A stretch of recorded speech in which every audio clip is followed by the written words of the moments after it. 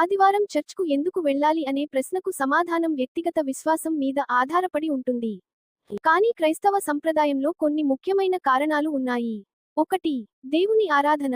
ఆదివారం రోజు దేవునిని స్తుతించడం, ప్రార్థించడం కోసం ప్రత్యేకంగా కేటాయించబడింది. 2. యేసు క్రీస్తు పునరుత్థానం జ్ఞాపకం. క్రైస్తవుల నమ్మకం ప్రకారం యేసు ఆదివారం రోజు మృతులలో నుండి లేచాడు. అందుకే ఈ రోజు పవిత్రంగా భావిస్తారు. 3. ఆత్మీయ బలపరచడం. చర్చ్లో బైబిల్ బోధనలు వినడం ద్వారా మన విశ్వాసం బలపడుతుంది. 4. సంఘంతో కలసి ఉండటం. ఇతర విశ్వాసులతో కలసి ప్రార్థించడం, మాట్లాడటం మనసుకు శాంతి ఇస్తుంది. 5. జీవితానికి మార్గదర్శకం. చర్చ్లో వినే సందేశాలు జీవిత సమస్యలను ఎలా ఎదుర్కోవాలో చూపిస్తాయి. ఆదివారం చర్చ్కు వెళ్లడం అనేది ఒక విధిగా కాకుండా దేవునితో సంబంధాన్ని బలపరచుకునే అవకాశం. మీకు ఈ వీడియో నచ్చితే లైక్ చేయండి, షేర్ చేయండి, సబ్స్క్రైబ్ చేసుకోండి. Thank you for watching.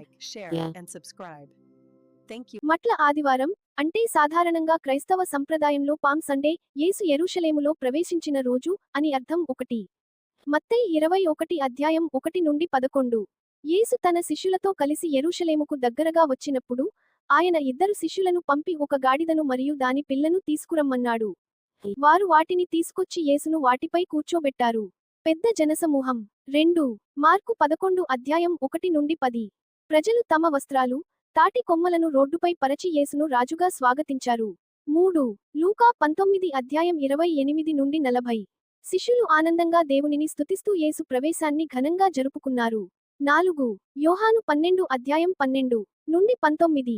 పెద్ద జనసమూహం తాటి కొమ్మలు పట్టుకుని యేసును స్వాగతించింది. అప్పుడు ప్రజలు ఇలా కేకలు వేశారు: దావీదు కుమారునికి హోషన్నా! ప్రభువు నామమున వచ్చువాడు ధన్యుడు! పరలోకమందు హోషన్నా! యేసు యెరూషలేములోకి ప్రవేశించగానే పట్టణమంతా కదిలిపోయింది.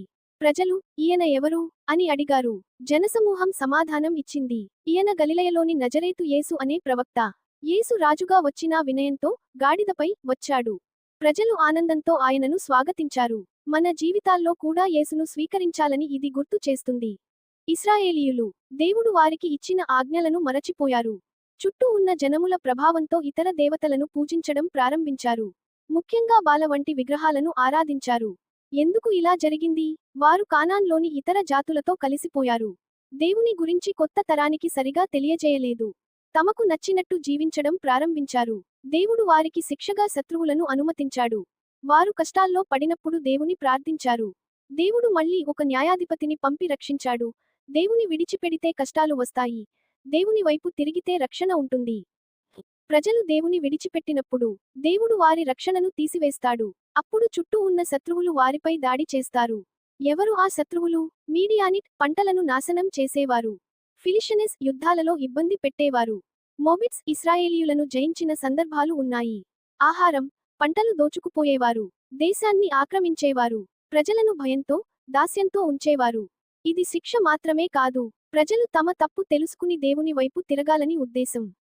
శత్రువుల చేతిలో బాధపడుతున్నప్పుడు తమ తప్పును గుర్తిస్తారు. దేవుని విడిచిపెట్టినందుకు పశ్చాత్తాపపడతారు. హృదయపూర్వకంగా దేవునిని సహాయం కోసం పిలుస్తారు. వారు ఎలా ప్రార్థించారు?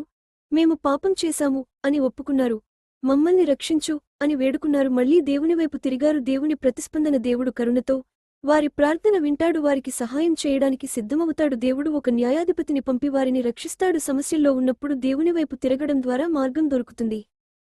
4 ప్రజలు ప్రార్థించినప్పుడు దేవుడు వారి మొర వింటాడు. ఒక న్యాయాధిపతి ను ఎన్నుకుంటాడు. ఆ నాయకుడు దేవుని శక్తితో ప్రజలను శత్రువుల నుంచి రక్షిస్తాడు. ఈ న్యాయాధిపతులు ఎవరు? కొన్ని ఉదాహరణలు: గిదేన్ చిన్న సైన్యంతో గొప్ప విజయం. శాంసన్ అతని బలం ద్వారా శత్రువులను ఓడించాడు. డెబ్రా జ్ఞానంతో ప్రజలను నడిపించింది. శత్రువులతో యుద్ధం చేశారు. దేవుని సహాయంతో విజయం సాధించారు. దేశంలో మళ్లీ శాంతిని తీసుకువచ్చారు. దేవుడు తన ప్రజలను ఎప్పుడూ విడిచిపెట్టడు. వారు తిరిగి ఆయనను ఆశ్రయిస్తే ఆయన రక్షిస్తాడు.